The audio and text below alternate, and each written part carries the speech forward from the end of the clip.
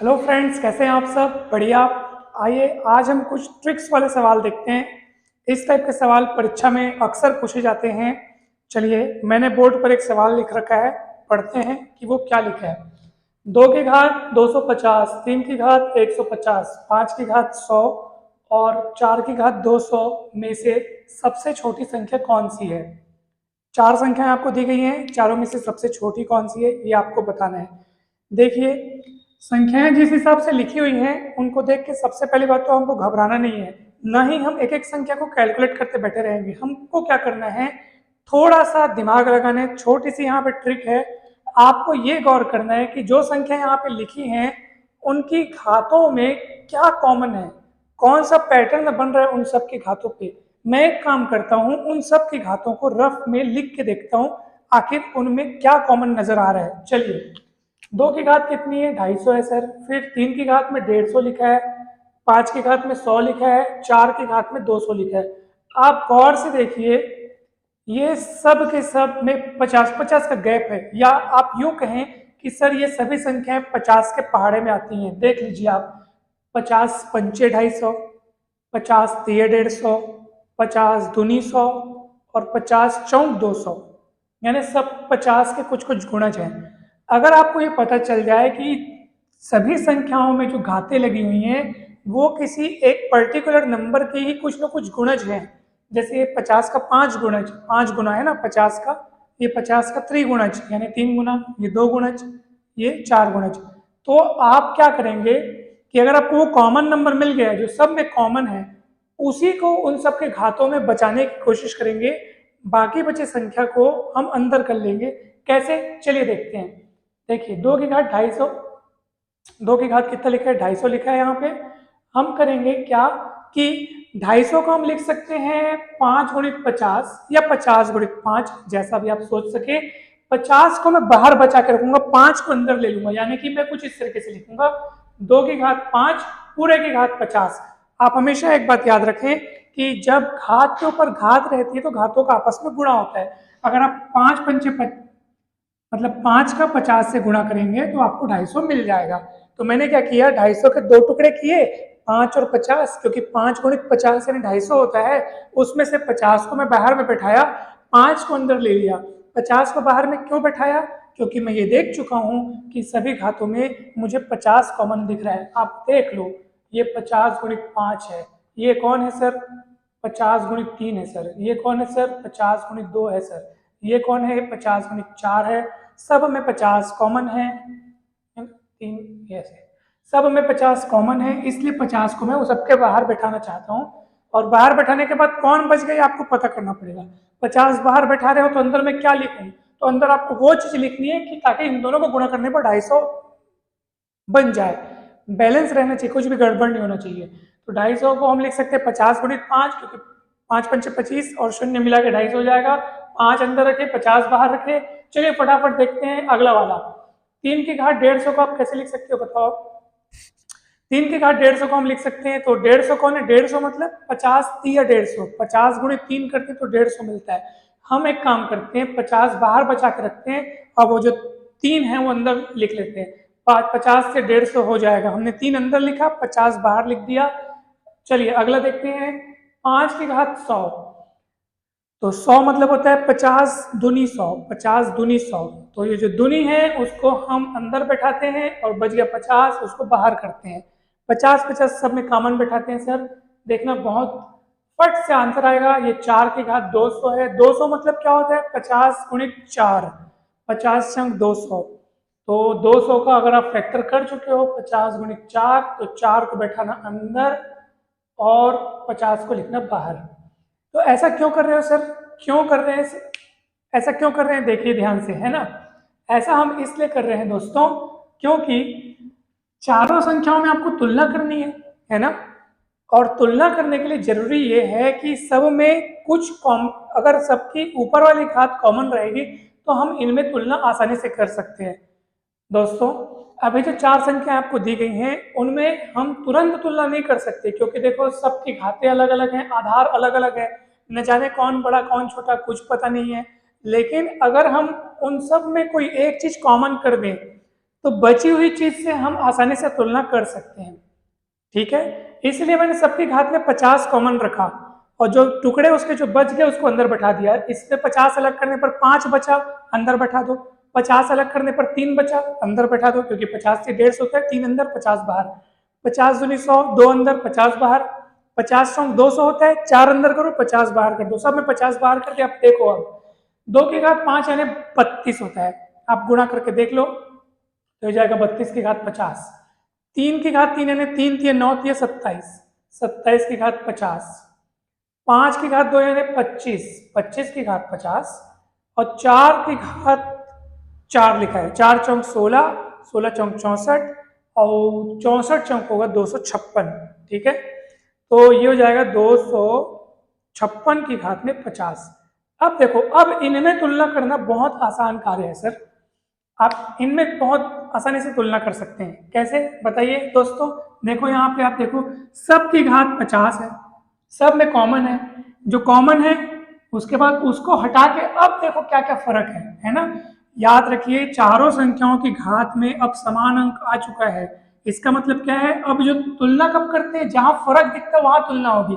तो जब ये चीज कॉमन हो चुकी है तो इसको आप अपने मस्तिष्क से साइड रखिए। अब आधार को केवल देखो, सिर्फ आधार को देखो। अब मेरे को बताओ, सबसे छोटी संख्या पूछा था ना, इन आधारों में सबसे छोटा कौन है? 32, 27, 25, 256 में सबसे छोटा कौन है? तो मुझे साफ साफ दिखाई दे रहा है कि सर इन सब में सबसे छोटा 25 है। घातों को तो हम देख ही रहे हैं और घात को तो देखना भी नहीं है, घात को तुलना करके कुछ मिलना भी नहीं है, क्योंकि घात सबकी समान हो चुकी है। सबकी घात 50 हो चुकी है, इसलिए घात समान हो गया। अब वो तुलना करने का सवाल वहां उठता ही नहीं है। अब जो तुलना होगी वो सिर्फ और सिर्फ कहाँ को देख के होगी? सिर्फ और सिर्फ आधार को देख के होगी। आधार में जो छोटा, जो आधार में जो सबसे छोटा, समझ जाओ वो पूरी की पूरी संख्या भी सबसे छोटी हो जाएगी। तो सबसे छोटी संख्या इन सबों में से कौन है? 25 की घात 50। और ये 25 की घात 50 कोई और नहीं, हम यहीं से लाए थे। यानी 5 की घात 100 जो है वो इन सबों में से सबसे छोटी संख्या है। समझ में आ गया होगा? अगर डाउट है तो चिंता की बात नहीं है, मेरे पास एक और एग्जाम्पल है, उसमें से मैं आपको और समझाने का प्रयास करूंगा। अगर रहा सहा डाउट होगा भी तो आपको अगले वाले में क्लियर हो जाएगा। फंडा केवल यही है, ट्रिक केवल यही है, आपको केवल इतना ही करना है कि जिन संख्याओं की तुलना करनी है उनकी घातों को एक बार गौर करना है, परखना है कि वे सब घातों में कुछ न कुछ तो ऐसा है जो कॉमन है। कॉमन होने का अर्थ यह है कि कुछ संख्या के गुणज के रूप में आपको दिखेगा। जैसे यहाँ पे 250, 150, 100 और 200 था, है ना। तो मुझे सब में पता चल गया कि सर सब 50 के पहाड़े में आते हैं। 50 दूनी 100, 50 के 150, 50 चौक 200, 50 पंचे 250। तो मैंने क्या किया, उस कॉमन नंबर 50 को देखा और मैंने ये निर्णय ले लिया कि सब के घात में 50 बचाऊंगा, 50 छोड़ के जो बचेगा उसको अंदर रख के उतने हिस्से को मैं सॉल्व कर लूंगा। तो 250 को मैंने 5 गुणित 50 लिखा, 5 अंदर किया, 50 बाहर बैठाया और 2 की घात 5 यानी 32। यहाँ 150, 150 मतलब 50 गुणित 3, 50 गुणित 3, 50 बाहर बैठाओ, 3 अंदर करो, 3 की घात 3, 3 3 होते 27। 100 मतलब 50 गुणित 2, 2 अंदर करो, 50 बाहर बैठाओ, 5 5 25 और ये वैसे ही 200। 4 गुणित 50, 4 अंदर करो, 50 बाहर बैठाओ, 4 की घात 4 यानी 4 चौक 16, 16 चौक 64, 64 चौक 256। तो सर सब में से, इन सब में से छोटी, अब तुलना करना यहाँ से नहीं है क्योंकि सब बराबर है, यहाँ से तुलना बनेगी नहीं। अब जो इसको देखो, केवल आप आधार को देखो, सबसे छोटा कौन? ये। तो इस पूरे चारों संख्याओं में सबसे छोटी संख्या ये, यानी कि हमारा ऑप्शन ये सही होगा। तो आपके एग्जाम में अगर एक क्वेश्चन आता तो ये चारों ऑप्शन में दिए रहते कौन छोटी है, इन्हीं में से 4 दिए रहते, तो आप ये लगा देते सीधा और आपका ये सही हो जाता। अगर इसी सवाल में कहा होता कि इन सब में से सबसे बड़ी संख्या कौन सी है, तो उसका भी प्रोसेस यही था। जी हाँ दोस्तों, उसका भी प्रोसेस यही था, आपको करना यही था। अभी हमने सबसे छोटी देखा तो वो हमको देखो, हम वैसे भी आधार की तुलना कर रहे थे ना, घात तो समय बराबर हो चुकी है तो हम आधार की तुलना कर रहे थे। हमको सबसे छोटा खोजना था तो हमने छोटा देख के 25 बोल दिया। अगर सबसे बड़ा खोजना होता तो हम इनमें सबसे बड़ा देखते और बड़ा साफ साफ पता चल रहा है कि 256 है। यानी अगर बड़ा खोजना होता तो हमारा आंसर ये होता, ये मतलब ये, यानी सबसे बड़ा ये है 4 की घात 200। समझ में आया कि नहीं आया? आया होगा, मुझे पूरा पूरा भरोसा है आप लोगों पर कि आप लोग इसको अच्छे से समझ चुके होंगे। चलिए एक और एग्जांपल देखते हैं।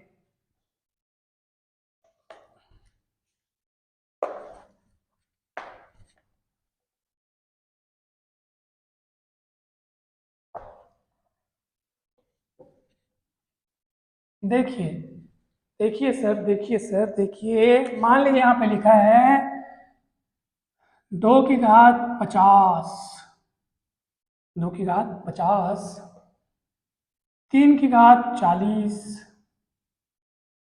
4 की घात 30 कर दो, 5 की घात 20 कर दो। ठीक है, चलिए ये 4 संख्या मैंने लिखी है, आपको बताना है इन संख्याओं में से सबसे बड़ी कौन है। तो खेल वैसा ही है, आपको पहले देखना है कि इनकी घातों में क्या चीज़ ऐसी है जो कॉमन निकल सकती है, या इनकी घातों में जो संख्याएं लिखी हैं वो किस एक पर्टिकुलर नंबर की गुणज हैं, मतलब किनके पहाड़े में वो सभी संख्याएं आती हैं। तो देखने पर साफ साफ पता चल रहा है सर कि ये सब की सब 10 की गुणज है ना। तो आप देखो 50 को लिख सकते हैं 5 × 10, 5 × 50, 40 को लिख सकते हैं 4 × 10, 4 × 40, 30 को लिख सकते हैं 3 × 10, 3 × 30, 20 को लिख सकते हैं 2 × 10, क्योंकि 2 × 20। सब में मुझे 10 कॉमन नजर आ रहा है, सब में 10 कॉमन नजर आ रहा है कि नहीं आ रहा है? आ रहा है। इसी वजह से हम क्या करेंगे कि सभी संख्याओं में ऊपर में घात 10 बचाने का कोशिश करेंगे और जो बच गया उसको अंदर बैठाएंगे। कैसे? ये देखिए ऐसे 2 की घात 50 लिखा है, 50 को लिख सकते हैं, क्या लिख सकते हैं 50 को लिख सकते हैं 5 × 10, जिसमें से 5 को अंदर बैठाओ, 10 को बाहर रहने दो। ठीक है, उसके बाद क्या करेंगे बताइए कितना आएगा ये? 2 की घात 5 यानी 32, तो हो जाएगा 32 की घात 10। ठीक है, नेक्स्ट 3 की घात 40, 40 को लिख सकते हैं 4 × 10, 4 को अंदर बैठाओ, 10 को करो बाहर। ठीक है, 3 की घात 4, 3 × 3 = 9, 9 × 3 = 27, 27 से 81, 81 की घात 10। अगला देखो सर 4 की घात 30, 4 की घात 30 को लिख सकते हैं 4 की घात 3 × 10, 3 को बैठाओ अंदर, 10 को करो बाहर, 4 चौक 16, चौक 64, 64 की घात 10। अगला है 5 की घात 20, 5 की घात 20 को लिख सकते हैं 5 की घात 2 × 10, 2 को बैठाओ अंदर, 10 को करो बाहर, 5 × 5 = 25, 25 की घात 10। अब आपको तुलना करने में बहुत सरलता जाएगी, क्योंकि अब जो तुलना होगी वो केवल आधार वाली संख्याओं के बीच होगी। आधार वाली संख्या मतलब जो नीचे लिखी है, क्योंकि सबके घातों में बराबर बराबर हो चुका है। जहाँ जहाँ चीज़ें बराबर हो चुकी हैं उन चीज़ों की तुलना क्या हो गया, उनको कोई तुलना करने का कोई मतलब नहीं है। तो ये 10-10 हो गया है, सब बराबर है। इसका मतलब क्या है? अब हमको आधार का तुलना करने की, आधारों में हम क्या पूछे थे? सबसे बड़ी संख्या पूछ रहे थे ना, सबसे बड़ी संख्या पूछ रहे थे हम आपसे। तो सर अब बताओ आप इनमें से आधार आधार को तुलना करो और सबसे बड़ा कौन है मुझे जल्दी बताओ। 25, 64, 81, 32 में सबसे बड़ा है 81। ठीक है, सबसे बड़ा 81 है, क्योंकि घात तो सब में सेम है ना, घात सब में सेम है। घात सब में सेम होने के बाद फिर आधार जो बड़ा, आधार जहां बड़ा, समझ जाओ वो संख्या पूरी की पूरी सभी में से बड़ी हो गई। तो ये बड़ी है इसलिए, और ये कहाँ से आई थी? ये इसी को हल करके ये लाए थे। इसका मतलब कि ये संख्या, यानी ये संख्या इन सब में सबसे बड़ी है। अगर आपको सबसे छोटी संख्या के बारे में पूछा होता तो आप क्या करते? आप इसको कैसे लिखते? कौन है सबसे छोटी इसमें से? 32 से कैसे छोटा? ये सबसे छोटा 25, यानी ये सबसे छोटा, तो यानी ये सबसे छोटा, तो इनमें से सबसे छोटा कौन है? ये है। ठीक है, इस तरीके से आप बनाएंगे, काफ़ी आसान बनेगा, काफ़ी इजी बनेगा आपसे, और इस टाइप के क्वेश्चन कभी नहीं छूटेंगे। बस आपको ट्रिक ध्यान में रखनी है। तो मुझे आशा भी है, विश्वास भी है कि आपको पूरा समझ में आया होगा। अगर अच्छा लगा हो तो वीडियो को जरूर लाइक करें, चैनल को सब्सक्राइब करें, वीडियो को शेयर करें, और आपका बहुत बहुत धन्यवाद।